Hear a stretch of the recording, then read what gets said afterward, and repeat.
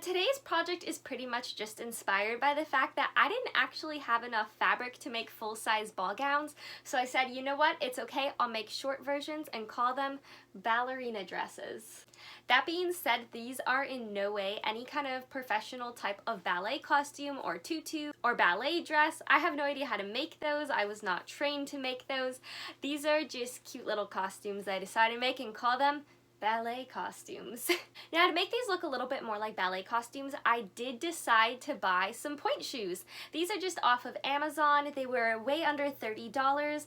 I'm sure they're not the best, but they were good enough quality for me. That being said, I also have not been trained in ballet. I have no idea how to use pointe shoes, and I definitely did this at the risk of breaking my ankle or hurting myself. I don't recommend doing it.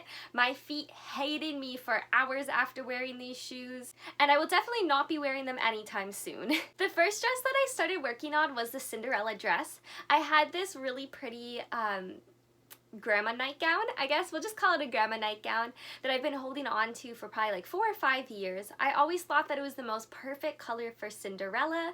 I just wasn't sure how I was going to put it towards a Cinderella dress because there isn't that much fabric. It has some really pretty detailing along the neck that unfortunately I was not able to add into this costume. And then for the rest of the Cinderella dress, I had this thrifted silver material that I thought would work perfect for the hip puffs and the little sleevey puffy bits. I also had some of these leftover sheer curtains from a Tiana costume that I thought would work well over the shiny silver bit to subdue it and dull it down a little bit. That way it didn't look like I was wearing tin foil. And then I also had these bed sheets that I thought would work perfect. They are a little bit scrappy and used already, but I just cut around those. Oh, and by the way, these went towards the lining. So the first thing I did was to get my very favorite pattern, which I use for pretty much every single sewing project ever. Okay, that's not true, but I do use it a lot. Like, it fits me really well as a bodice, and then I can just adjust it and make it work for me. Because the skirt takes up the most material, I'm going to cut that out first, and then I'll use whatever I have left from the sleeves and the back and the front of the bodice to make the corset top. Once the skirt was cut out, I went ahead and I cut off the sleeves of the grandma dress, or the grandma nightgown, and I opened them up so I could get a little bit more fabric. And then I also used the back of the nightgown, and I was able to get some yardage out of that. Not really yardage, but just usable material. I was having a lot of trouble getting my pieces to actually fit. I did have to sacrifice a little bit of seam allowances, and I did have to lower down the back, which I had previously modified when I cut out the lining. Once I had all of those pieces cut up out of the nightgown, it was time to move on to the puffs. I don't really know what the official name is for those hip puffs that Cinderella has, but for those I just cut out this silver material in this general shape. And then I went ahead and I cut out the sheer curtains in that general shape as well. I was going back and forth on whether I wanted the sheer material over the silver side, or if I actually wanted to put the sheer material over the back white and silver side, because I thought it might look nice. But in the end, I put the sheer material over the silver because it subdued it enough, but not so much that I lost the glittery, sparkly effect. Also went in and I cut a lining for the puffs. So basically what I did is I took my silver material, I put a sheer material on top, and then right sides together, I put a lining layer. Then I sewed all along that straight edge and I flipped everything over, and then I top stitched with that sparkly silvery thread. So right now I need to top stitch this down so that the lining is pinned underneath the top layer. I'm going to go ahead and use my shiny thread, because why not? The goal for myself this year is to use things that I would want to hold on to and save, and if I have it, I'm going to use it. Why save it? You know, I always think, what if I save this and there's a better project for it later, but maybe this is the best project for it now, so let's just use it. Look at those cute rainbows. And then here's just a little rough, horrible sketch to help explain this to you. After I top stitched down this part with that silver thread, I then took a basting stitch all around here. So once you gather all of this up with a basting stitch, you want to put this curved edge into a line. So you're going to bring this corner up and this corner up, and you're going to push this down until they're in a line. And this is what causes the puff, because you have this part coming down and poking out. That is so hard to explain on a flat piece of paper, but I don't really have the correct footage to show it to you. It's something you kind of just have to try out. If you're into sewing, go ahead and take a small piece of material. You can just like baste it with a thread and needle and try this out, and you'll get a really good idea for how these puffs work. So right now I'm just cutting out this boning. This is my second time using the sew through boning that's actually marketed for sewing. My goal this year was to try things I've never tried before. So I tried actual boning. Right before the end of the year, I tried gemstone. I bought horsehair braid, so like it's my goal to use that, which is something I've never used before, and basically just try new things and new techniques I've never done before. I do have to say I'm pretty happy with this sew and boning. It works pretty well. I don't love how it curves. I don't know if that's something that I could fix by like ironing it potentially or putting it under something heavy, but like it does work. It's pretty good. I do like zip ties for certain things, just depending on the project. So once I had my puffs done and I had my bodice all sewn together, I then took my bodice and I put right sides together with the puff and I sewed that down. And then I was able to put wrong side of the puff to the right side of the skirt and sew that together as well. And that was pretty much the whole dress. I did decide to insert the sleeves after the fact. Generally, I would insert the sleeves as I'm sewing the top of the bodice together because I want to keep it hidden. But I saw another creator take their corset top slash bodice and then sew the sleeves on after the fact, and I thought that was really interesting and I wanted to give it a try. I will have to say in the future I don't think I'll actually use this method. I didn't like it very much. It doesn't look as nice and finished, but the good thing is you can take the sleeves off more easily and you could replace them with different sleeves, or you could do sleeveless if you wanted. The dress turned out okay. I think I actually put too much fabric into the skirt because it kind of bunches up a little bit, but that did get a lot better when I put a little petticoat underneath. I am absolutely in love with the silver puffs on the sleeves and especially on the hips. I think the hip puffs are my favorite thing about this costume. The color is just so perfect with like that silver white. It really, really reminds me of like the accurate original dress from the animated Disney movie. And I think at some point I probably will take this costume apart and transplant the puffs and the sleeves onto a different costume. Because the more I looked at the costume, the more I was kind of thinking of this type of costume. This isn't what I was going for, but I felt like it kind of just looked like cheap box store Halloween costume instead of ballerina.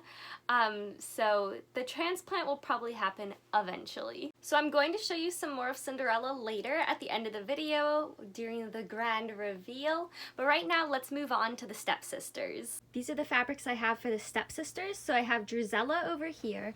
I have this perfect green, these perfect blues, this other blue that I don't really have enough of, but I might try and incorporate it somehow.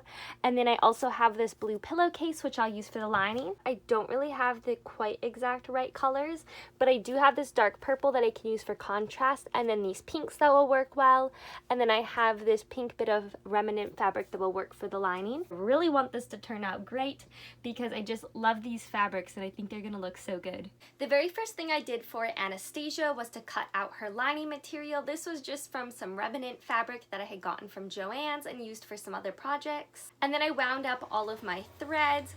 RIP to that sewing machine because it has since died. I will get to that in another video. So this is like a little memorial to that. It will never wind another bobbin again.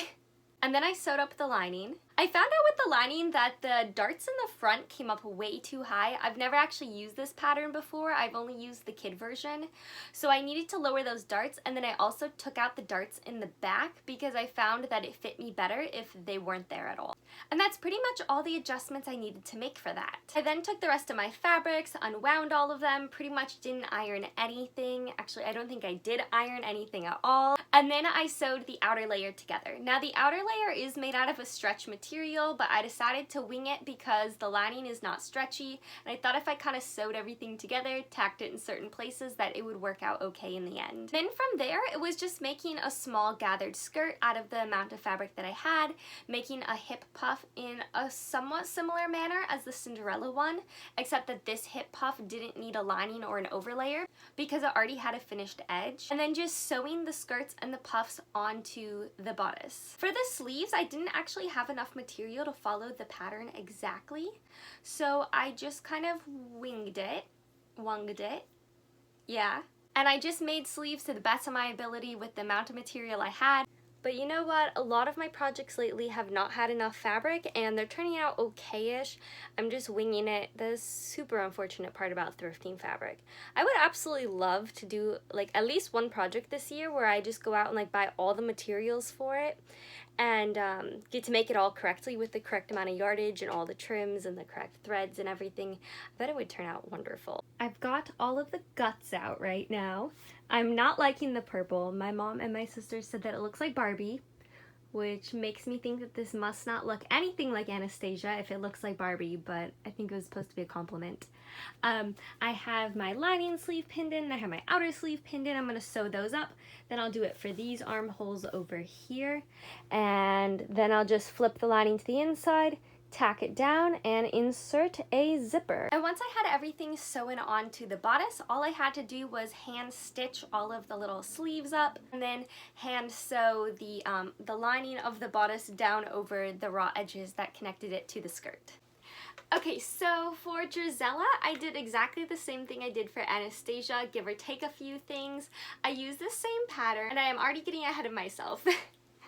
Alright, it is time to start Drizella. So the first thing I did for Drizella was to unwind all of the fabric and lay everything out. Again, I did not iron any of this at all, like not one bit. I don't think I did any ironing. Maybe I did for Cinderella, but not for the sisters. I did wind up getting into a little bit of trouble with cutting out the fabric for Drizella. I did not have enough fabric to cut all of the pieces out, so I ended up having to cut out some of the lining and some of the outer fabric pieces on a size 10, and then using a smaller seam allowance because I was going for a size 12.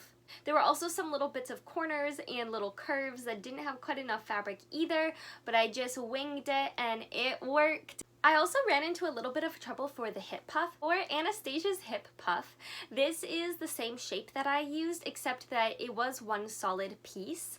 And for Drizella, I didn't have quite enough material, so I ended up having to piecemeal some things together. Anastasia and Drizella's hip puffs were different than Cinderella's, but same concept, except instead of having one on each side of the hips, this one went all the way around. And what was wonderful for both of them is that I did not have to hem the bottom because it was already a finished edge with the type of material I was using. And then again, I just did that basting along the archy part, and I gathered everything together, and then this is the part that I attached onto the skirt. Onto the left side of the skirt, this was the center back of the skirt, and then this was on the right side of the front center of the skirt. Something like that. I then went ahead and I sewed the hip puffs and the skirt onto the bodice. I sewed the sleeves into the bodice, and everything was looking so cute. I realize it doesn't look great right now because I've got layers of clothes on, but it's looking really cute. And then all I had to do was hand sew down those little armbands on the puff sleeves and then sew the lining down onto the raw edges of the skirt where it connected to the bodice. I have this much zipper to install, and I have this much thread left. I think this will be enough thread before it gets to here to the tension to stitch this up. We'll see. It was enough. Look at that. I know that this has been a very condensed version, and it is by no means a full comprehensive tutorial, but if you think about it with a positive mindset, what I am doing is oversimplifying this to give you the confidence you need to try sewing a princess dress of your own. The grand reveal.